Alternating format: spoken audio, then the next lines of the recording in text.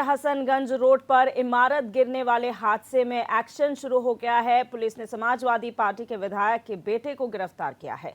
Lucknow police ने इमारत गिरने के मामले में मेरठ की किठौर विधानसभा से विधायक शाहिद मंजूर के बेटे को हिरासत में लिया है। विधायक शाहिद मंजूर का बेटा नवाजिश को पुलिस हिरासत में लेकर लखनऊ आ गई है। सूत्रों के मुताबिक धराशायी हुई इमारत में विधायक के बेटे की हिस्सेदारी थी। इमारत बनने के बाद से ही फ्लैट भी 2 फ्लैट जो हैं वो विधायक के बेटे के नाम पर थे, लेकिन फिलहाल इमारत में इनके परिवार को कोई सदस्य जो नहीं है वो रहता है। और लखनऊ हादसे पर एक्शन शुरू हो गया है, जहां पर में लिया जा चुका है।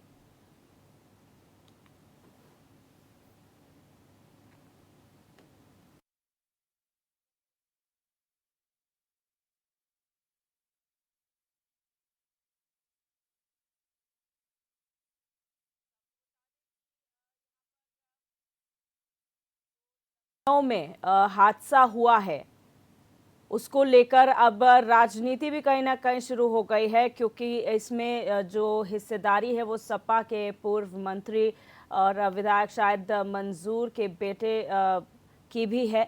और इस मामले में शाहिद मंजूर के बेटे नवाजिश को पुलिस ने हिरासत में ले लिया है।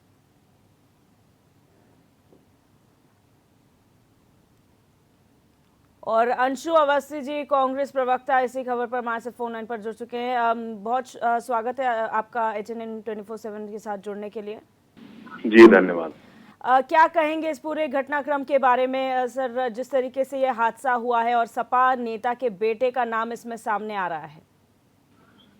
देखिए, सबसे पहले तो जो हादसा है, जिनकी जो मृतक हैं उनके साथ हमारी शोक संवेदनाएं हैं।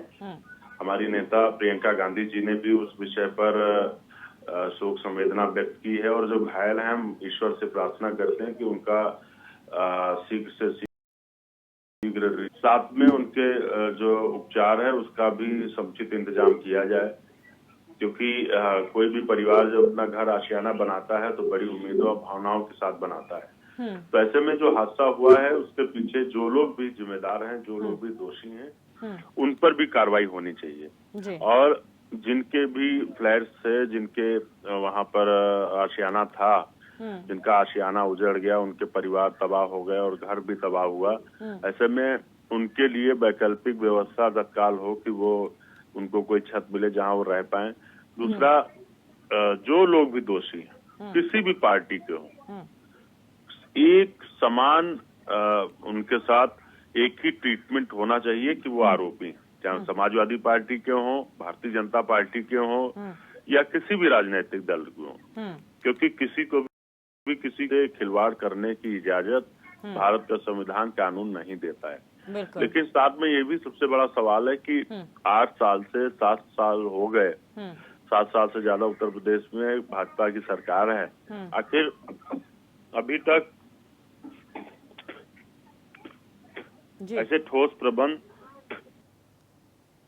जी, बहुत शुक्रिया सर हमारे साथ जुड़ने के लिए और अपनी बात रखने के लिए। और हमारे संवाददाता राशिद खान भी हमारे साथ फोन लाइन पर जुड़ चुके हैं। राशिद, जिस तरीके से पूरा घटनाक्रम हुआ है, सपा नेता के जो बेटे हैं उन्हें गिरफ्तार किया गया है, क्या गिरफ्तारी के बारे में जानकारी है?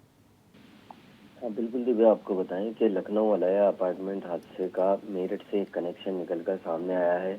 लखनऊ में जो अलाया अपार्टमेंट हादसे की दहल है वो मेरठ तक पहुंच चुकी है।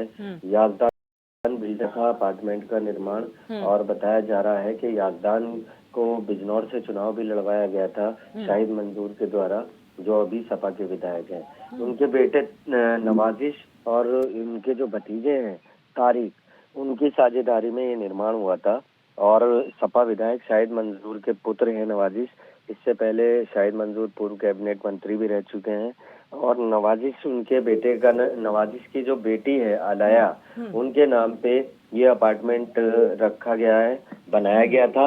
और यागदान बिल्डर से कोलैबोरेशन करके ये फ्लैट बने थे। इसमें 2 फ्लैट भी शाहिद मंजूर के पास हैं। काफी देर तक मेरठ सिविल लाइन पुलिस पूछताछ करती रही। उसके बाद इनको लखनऊ रवाना कर दिया गया है, और लखनऊ में आगे की पूछताछ के बाद ही कोई कार्रवाई इन पर की जाएगी।